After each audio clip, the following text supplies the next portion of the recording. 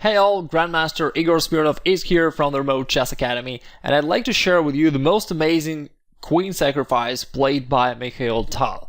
And before we come to this game, just a quick announcement that right now we have the enrollment for our flagship course, the Grandmaster's Positional Understanding, open, meaning that for 7 days we accept a new group of students who will have access to the course as well as to the close community of students.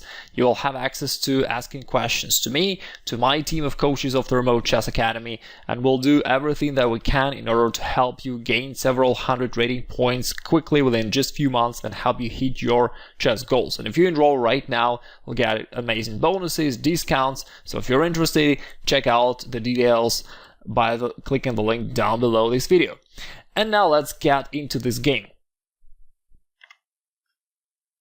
This is the game between Mikhail Tal playing white and Suetin, another strong grandmaster. It's white to play, quite a classical game, probably one of the most famous sacrifices played by Mikhail Tal. And let's start from here. Until that, it was just a more or less normal development of pieces by both sides, and here Tal starts his attack. He starts it by playing pawn to f5, getting into opponent's territory and starting to attacking the knight. Therefore black trading the pawns, and now he has to move the knight, so he plays knight to e5, and here comes another surprise from Tal, probably surprised black. Black was probably hoping to just finalize his development, and instead white plays knight to e6. This attacks the queen, it also attacks the pawn on g7, and notice that black cannot take the knight with the pawn because it is pinned by the white's queen. Therefore, the only thing black can do is to take the knight by the bishop, which is what he did in the game. White recaptured, and here comes another problem for black. Now white has a pretty strong pressure on this f7 pawn by his own pawn, by the queen, and it's also supported by the white's rook from f1. What can black do? Notice that he can just castle. That would be the worst solution really, because white can play queen takes h7, delivering a mid-8 checkmate.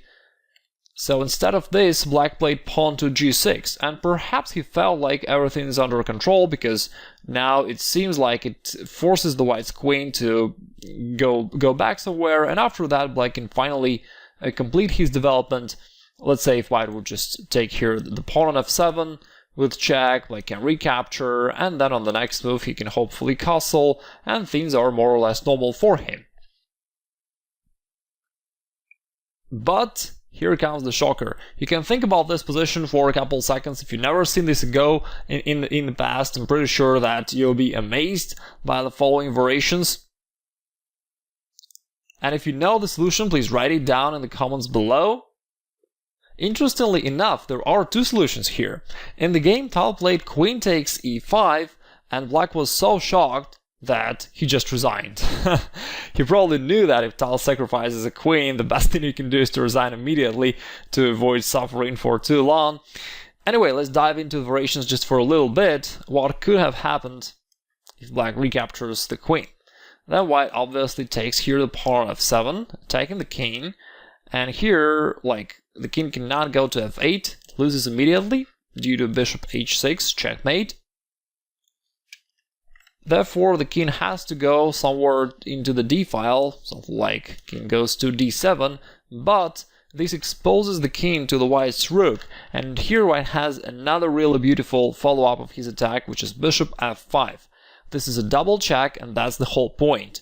Meaning, when you provide a double check, black can only move his king somewhere, there is no other way he can defend the king. He cannot, let's say, play queen d6 because it's a double check, and he only has to move the king. Now king to c6 is forced, and white can keep chasing the king, bishop e4, and here you can already see that it's almost a checkmate. The only thing black can do to prevent the checkmate is just to start giving up all of his material. And obviously white will be winning after that, so if black goes knight d5, which is the only thing he can do, white now captures the knight.